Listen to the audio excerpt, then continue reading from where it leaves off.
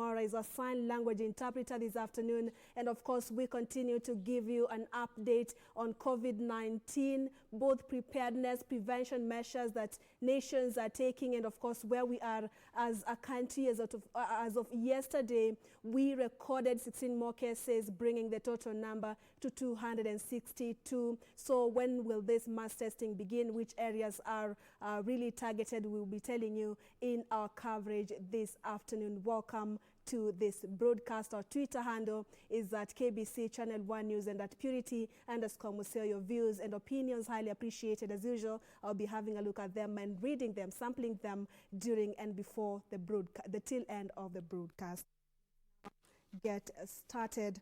And of course, if dead and more than a dozen others are missing after floods swept through Chesogon along the West Pokot Elgeyo Marakwet border. Elgeyo Marakwet County Commissioner Ahmed Omar says among those missing include police officers whose camp was swept away by the raging waters.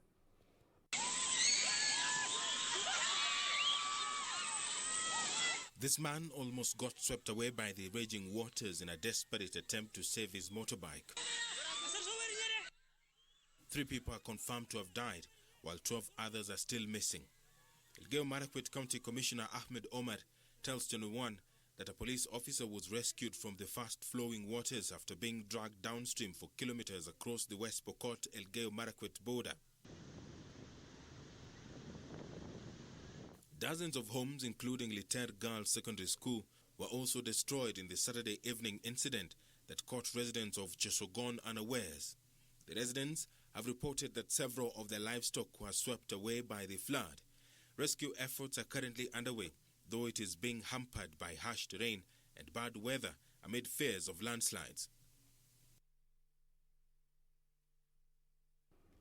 Elsewhere, COVID-19 has infected more than 2.3 million people and killed at least 160,000 worldwide, according to Johns Hopkins University. In Japan, reported coronavirus cases have surpassed 10,000 as medical workers warn that the country's health system is not prepared for what might come. According to a Johns Hopkins University tally, there are now more than 2.3 million cases of the novel coronavirus worldwide, with over 160,000 deaths. Nearly 29,000 people have died in the U.S. from the virus. Conservative groups across the United States organized protests against local restrictions this weekend, even as the country surpassed 700,000 cases on Saturday. Our jobs are all essential in the state of Minnesota, and I don't feel like any governor, even Governor Waltz or anybody else, can't determine who or when we decide we want to go to work or where we work or anything like that. In China, the director of the research unit at the Wuhan Institute of Virology has dismissed the conspiracy theory that the virus originated in his lab. Elsewhere, Turkey's health minister has said the country's confirmed coronavirus cases rose to 82,329, overtaking neighboring Iran for the first time to register the highest total in the Middle East. Indonesia's death toll from the new coronavirus has reached 1,000, nearly double the official figure of 535. France registered 642 more deaths from coronavirus infections, bringing the total to 19,329, the fourth highest tally in the world, although the number of people in hospital declined for the 4th day running. The Israeli government on Sunday approved a series of measures cautiously relaxing a 3-week countrywide lockdown, enabling businesses, including certain stores, to reopen within strict guidelines and approving communal Jewish prayers of up to 19 people spaced 2 meters apart. In Africa, Morocco will extend lockdown measures to contain the spread of the coronavirus for another month until May 2020, the government said. Less than 2 months after Egypt, the first country in Africa to confirm a coronavirus case, the outbreak appears to have reached almost every nation on the continent of 1.2 billion people.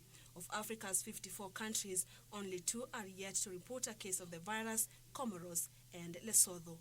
Purity Museo, Channel 1 News.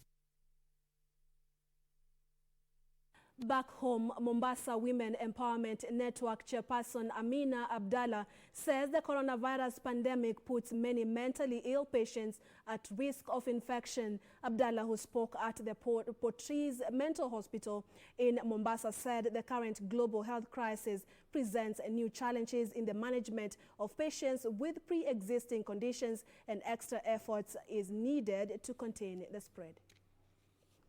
2 months ago, the Mombasa Women Empowerment Network rounded up about 100 mentally ill men and women from the streets of Mombasa and took them to Portrees Mental Hospital for treatment. The patients were now fully recovered and ready to be integrated back in society. Hawa ni watu ambao nilichukua barabarani wakiwa hali zao ni mbaya, hawajielewi, wengine walikuwa uchi wa mnyama barabarani, na leo wamepoa. Walikuwa wakitoka hapa waende rehab moja kwa moja, lakini rehab tumefunga kwa muda kwa sababu ya hili janga. Leo hii tunawarudisha katika familia zao rasmi, kuhakikisha kwamba familia na sisi tumeungana kwa huu muda wa haya maradhi, waweze kuwatekea hawa wagonjwa wetu mpaka wakati watakuwa sawa sawa. Mombasa Women Empowerment Network chairperson Amina Abdallah says mentally ill persons in the society need special attention during this time when the country and the world is coping with COVID-19 disease. Kwa hivyo mimi naomba serikali ichukulie na uzito ya kwamba hawa watu wanaugua na si kupenda kwao. Wakati wanaona kansa, wakati wanaona HIV, haya pia ni maradhi. Hiyo ndio kitu ambacho mimi kilio changu leo kiko katika serikali. Mentally ill people ni maradhi, wanaugua hawa watu. Kwa hivyo ni magonjwa kama mengine. Naomba katika bajeti zao, ikiwa wao hawataweza, mimi niko nitaifanya, nitashika watu wote, wanipe mwelekeo na vipi wanaweza saidika wakati kama huu. The organization has pledged to support patients who complete the rehabilitation program, embark on skills training, after which they will be given startup capital to venture into income generating activities. Nilikuwako wakitoka hapa, waingie rehab. Rehab sasa wafanywe mambo ya counseling na kuendelea na matibabu. Baada ya hapo nilikuwako kila mgonjwa nimemwekea biashara yake ambayo anaweza anza yeye mwenyewe. Kwa hivyo kulikuwa na training ambayo ilikuwako inakuja, wafanyiwe training, wakitoka pale waweze kufanya biashara kama watu wengine. For Channel 1 Lunchtime News Weekend from Mombasa County, I am Anburu. County government has suspended sales taxes in all its markets as a measure to cushion small businesses from the effects of the novel coronavirus pandemic. Governor Wilbur Otchilo says the taxes will be reintroduced once the county pulls through the coronavirus crisis, which threatens to cripple the economy.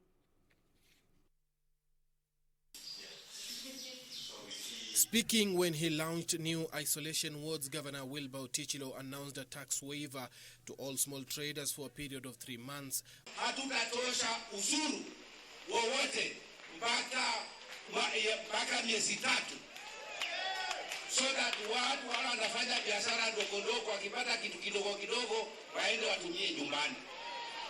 So hakuna kulipa ushuru mpaka wakati ugonjwa itarudi chini. Otchilo directing the Vihiga Water and Sewerage Board to relinquish water bills and provide free water in areas where the commodity is scarce. Kuna mtu yote kulipizwa maji. So wale watu wa maji na waambia kwamba kama mfereji haitoi maji, walete ile water bounce hapa kila siku. Na watu wachote maji bure. The county government announced that it will facilitate the manufacturing of face masks at the local polytechnics and distribute them for free.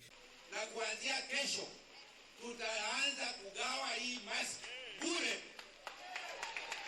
Kwa hiyo kuanzia kesho mask zinaletwa hapa, watu wagawie bure. Vihiga Deputy Governor at the same time urged health workers who are on strike to be humane and return to work, saying their grievances have been sorted. Kuna wakati ambako tunaweza vutana, wakati hakuna janga, lakini wakati wa janga we come together. Tunasahau hiyo tofauti kidogo, tusaidie watu wetu, kwa sababu hizi pesa hatuko nazo hapa na tumekataa kuwalipa. Hizi pesa zinatoka Nairobi. The county government has in the meantime started fumigating exercise to all open markets in the region so as to stop the spread of the deadly virus. Suleiman Yeri, Channel 1 News.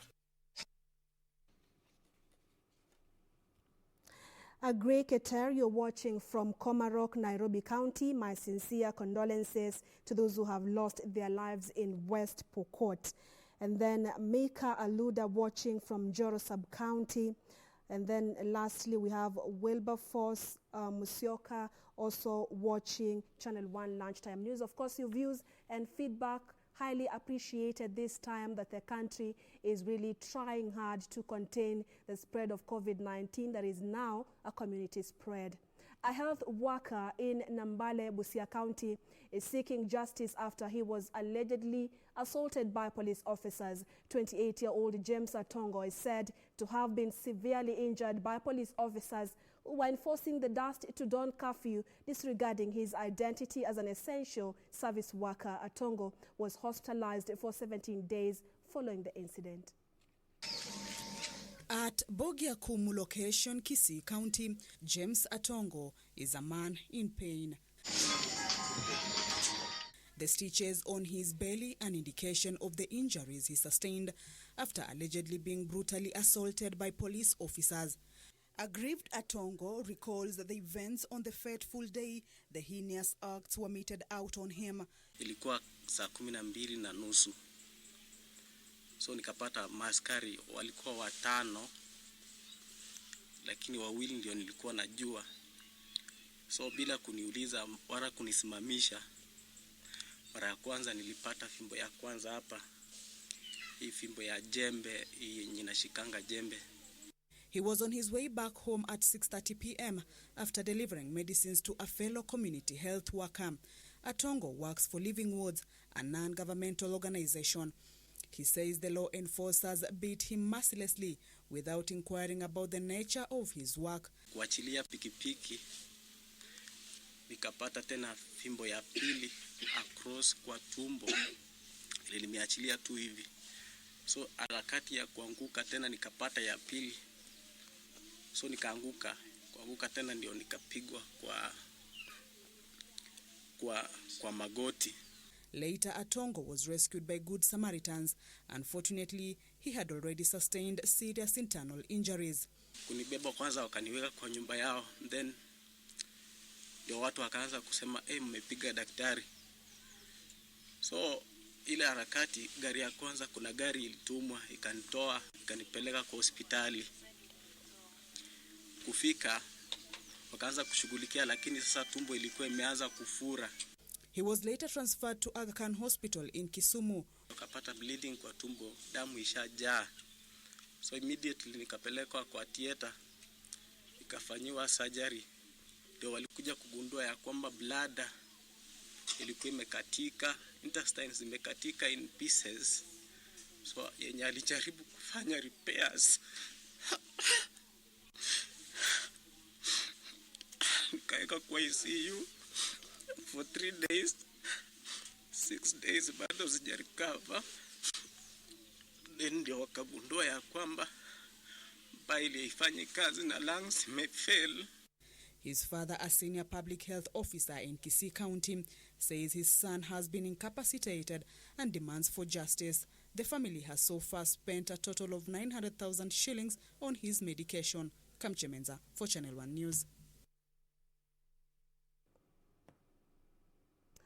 Wow, so sad incident there. We wish the health worker quick recovery, and of course spending 900,000 shillings is no joke. We hope police will be able to be patient while identifying the essential service providers. Let's now take our first commercial break. Don't go too far. We still have much more in store for you, including plans for sanitation and staying safe by the Nairobi Governor Mike Sonko. We'll be coming up with that and much more after this short commercial break. Stay with us.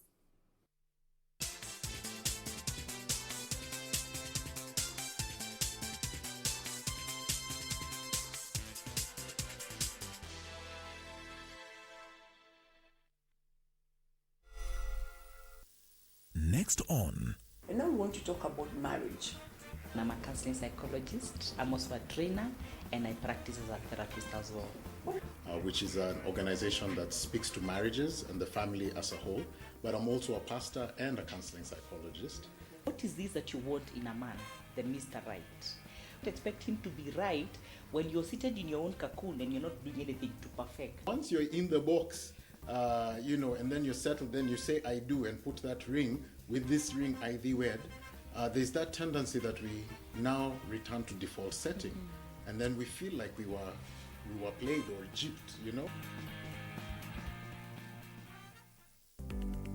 What has been your greatest challenge as a parent during the ongoing COVID-19 pandemic situation? As we wait for the pandemic to be over at home, COVID-19 has given us an opportunity to reconnect with our children. Join Nakada during Good Morning Kenya Breakfast Show as we discuss positive parenting. Remember, parenting is all about you. Nakada, for a nation free from alcohol and drug abuse. On the next episode of Elena's Ghost. I beg you, what you and I have talked about, don't breathe a word about it to anyone in this house. We all thought that she had died, and that was when Eduardo had met you and fell in love with you. Elena, you are the only woman that Eduardo has ever loved, and he still loves you. Yes, Father, my mother told me. She would never lie to me about that. No, of course not, but... Elena, you are truly a wonderful woman. You never abandoned me, in spite of everything I did to you.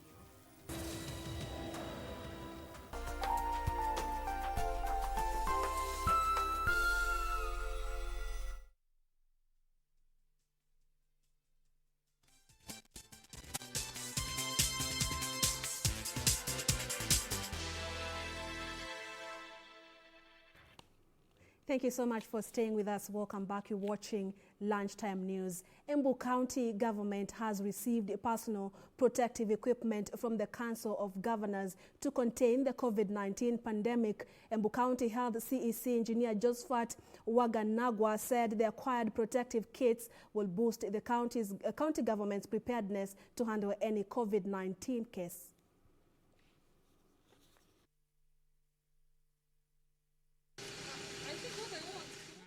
In a move to address the insufficiency of protective kits in the counties, Embu County government has received personal protective equipment from the Council of Governors to boost the county's preparation in the fight against coronavirus pandemic. They have made it possible for us to receive this great assistance, which we really needed. The protective kits, including aprons, goggles, liners, gumboots, spray pumps, overalls, hand sanitizers, were received by Embu County Government Health Officers.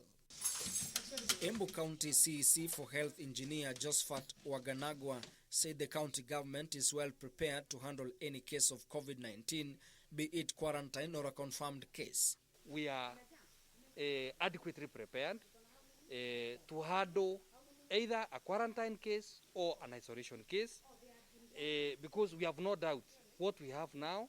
If we receive a case, we should be able to handle. The Embu County government have identified 20 schools, including Kangaroo Boys, Kieni Girls, and Nyangwa Boys, to be used as quarantine facilities in case of reported COVID-19 cases. If we would receive cases, of course, in a higher scale, then we would need much more support.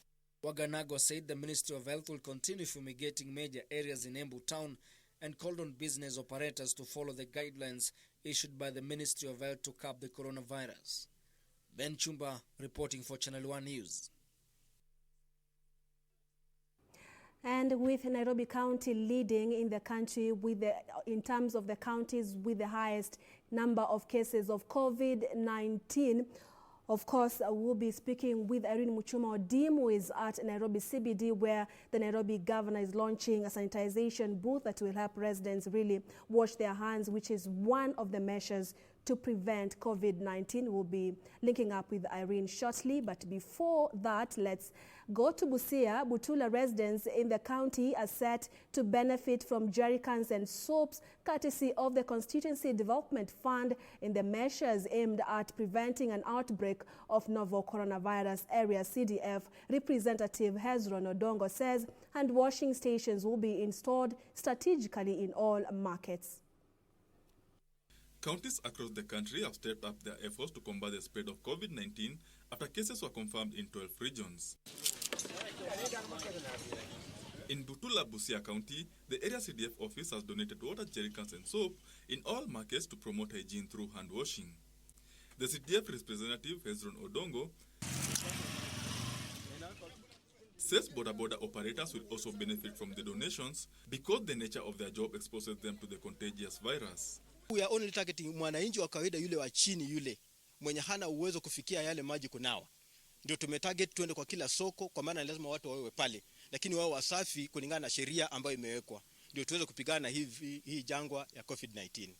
Deputy Commissioner Elijah Ongeri lauded the gesture, saying it will complement preventive measures which include mass testing of commuters from the neighboring county of Siaya. Tumeweza kuweka roadblock sehemu inayoitwa Nyamwanga ambapo ni katika mpaka wa katika hii highway ya Busia kwenda Kisumu. Pale tunafanya screening kwa abiria wote katika magari ya umma na pia magari ya watu binafsi. Benson Dioba reporting for Channel 1 News.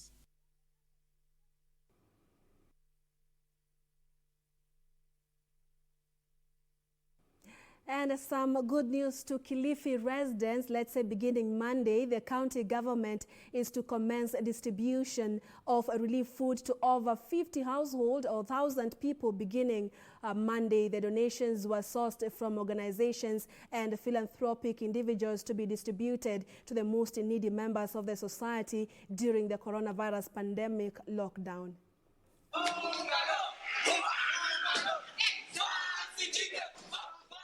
Hundreds of youths and other volunteers have been working day and night at different warehouses in Kilifi, Malindi and Mtwapa, repackaging food from donors to be distributed across Kilifi County. Kila siku tunapata lori zimejaa chakula zinakuja kumimina katika mabohari yetu. Ilibidi kwa sababu bohari hii kwa sasa tumeijaza, ilibidi tufungue bohari nyingine Malindi na pia bohari nyingine kule Mtwapa ambazo kwa sasa bado zinaendelea kupokea chakula. Kilifi County Devolution Chief Officer Adan Mohammed, who is in charge of the county's emergency relief and household support program, said that the food donations were being repackaged in hampers and will be dropped off at beneficiaries' doorsteps. So we've got 50,000 households, and those are the people who are now preparing to give foods from Monday. His Excellency the Governor will be launching the food from Kilifi on Monday, Tuesday in Malindi, and Wednesday in Mtwapa. The food which we are now putting in packages of hampers, the ones which are in Mtwapa will be serving the people of Kilifi South, Rabai, and Kilifi and Kaloleni. And the food in Kilifi will be serving the people of Kilifi North and Ganze. And the food which is in Malindi will be serving Malindi and the Magharibi constituency. Eden said that beneficiaries were identified by county officers, and they include persons with disabilities, the elderly, widows and orphans, some of whom have lost their livelihoods after the national and county governments issued directives to close down some businesses following the coronavirus pandemic. Serikali pia kama mnavyojua tumetenga milioni 220, lakini milioni 220 hizi ni kwamba zitagawanya kati ya kununua vifaa vya hospitali vya kupambana na janga hili la COVID, na pia zingine zitaenda kusaidia upande wa familia hizi ambazo zimeathirika. Fiona Shuru, Channel 1 News.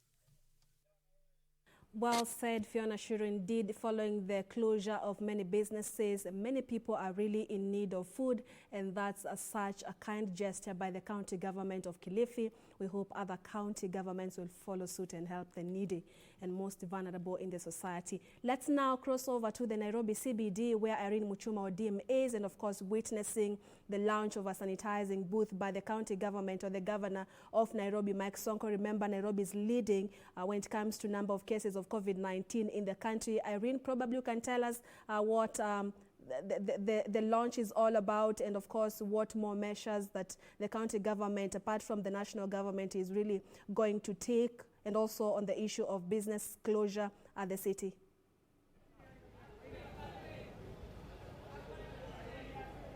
Museo, afternoon. Right, we're coming to you live from the Kencom at the Central Business District in Nairobi County, where His Excellency, the Governor of Nairobi, Mike Mbuvi Sonko, is launching the sanitization booth right here at the CBD.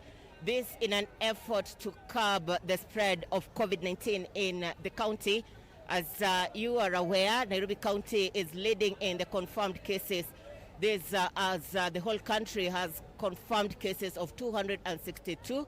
And just before much ado, let me get to one of the county officials to give us a brief on why we're here and what is happening in this exercise today. First of all, we want to thank God for this great opportunity to have Wananchi in our residence in town. Today we want to launch these medical issues concerning coronavirus, because you can hear everywhere Nairobi is the leading place with coronavirus. And us as Sonko Rescue Team, we are the people who are leading the Nairobi. So we want to make sure each and every corner and place in Nairobi we put these sanitizations, because you see the sanitizations that they are sold in supermarkets are very expensive for Kenyans, for common Mwananchi. And you can see here in Kencom is our a place of matatus where to head to hospitals, to head to Kibera, to slums. That's why we're putting these things in town. So what will be happening here? What strategy are we having? Remember that Kencom is one of the areas that is frequented by so many people at the same time. You see what we are trying to do right now, we are trying to put measurements and machines in Kencom so that each and every person, even you media people, you can get to it. And once you get to it, you can go to anywhere, to your home, to any car, to markets. You're already sanitized with our team. Now that you are representing the Sonko Rescue Team, do you have any plans to expound on this to other parts of the county? We have already put our measures. We have the numbers of the hospitals. We have the numbers of the markets in Nairobi. We have the numbers of each and every village in Nairobi. So we want to put this opportunity to everybody in Nairobi. And if the government will allow us, we will put it in everywhere in Kenya as a Sonko Rescue Team. Thank you. So that is Hamed Gawa, one of the representatives from the Sonko team. And I'm also being joined by one of the residents to tell us how he will benefit from it, and also a county representative on what other measures have been put in place. Yeah, mi kwa majina naitwa Reinhard Bonke. Mi kwa sasa nimefurahi kwa sababu eneo la Kencom ni eneo la watu wengi. Venye Sonko ameleta hii kitu hivi tumefurahi, at least huku Nairobi COVID-19 itakuwa kidogo. At least wananchi wa Nairobi tukue benefit na hii kitu yenye Sonko ameleta. Na mimi namshukuru kwa sababu Nairobi is the leading one in COVID-19. Aendelee kufanya hivi kwa kila mitaa ndio ziko na watu wengi, ili watu wazidi kufaidika. Ukiona mara si moja watu wa mitaani ndio wanakuanga wakijikusanyika. So akipata kitu kama hii, wakipita ndani watakuwa kwa sawa na hawata affect sana na COVID-19. Asante sana. Museo, just before I get back to you, one last person to give us his view and takes. Kindly introduce yourself. My name is Ben Mulo. I'm the governor's spokesperson. And today we are happy to be here to launch the disinfection facilities you're seeing here. The focus is that Nairobi County currently has registered the highest number of COVID-19 cases. And for us, it is important to keep the citizenry safe. One of the things we are focusing on is public spaces like where we are, because there are huge gatherings, huge populations, and there is no way we are currently the country is not under lockdown, so it is not possible to keep everybody at home. And the idea is to ensure, especially around these places, there is no spread or no further spread of the virus. That's primarily what we are focusing on. Thank you. So we'll be looking forward to how events unfold here. It's not only the sanitization booth that is being launched, but we can say there are those ones who are spraying the buildings in the CBD. And so we'll be keeping you up to speed with how events unfold. We are expecting His Excellency Governor Mike Mbuvi Sonko to step in anytime. And we'll be packaging the same in our subsequent bulletins. Back to you, Museo. Thank you. Thank you. Thank you so much, Erin Muchuma Odim, right there at the CBD. Important exercise indeed, coming at a time when Nairobi County is leading with 193 cases of the 262 confirmed by Saturday. And of course, we also have Mombasa that has 43 cases, followed by Kilifi 8, Mandera 6 counties. And so we also be seeing tomorrow Kilifi County, which is at the top 3, which is at position 3 as among the 12 counties that have reported cases in the country, giving free food to the most vulnerable in the society. All right, stay safe, Irene, and of course bring us more details on more mitigation plans on the prevention of COVID-19 at the capital city. Let's now have a look at some sports. Brighton owner Tony Bloom says he cannot see how clubs can be relegated from the Premier League if the season is not completed. Friday's meeting of the 20 top-flight clubs went through several scenarios to finish the campaign. However, certainty still hangs over a season that has 9 rounds to go in the scheduling model. On 8th June, while it was not discussed as expected at that meeting, there are clubs who think that 30th June should be the cut-off date for the season to end for contractual seasons. European football's governing body, UEFA, is expected to confirm leagues will be allowed to end seasons prematurely when it meets on Thursday. Across it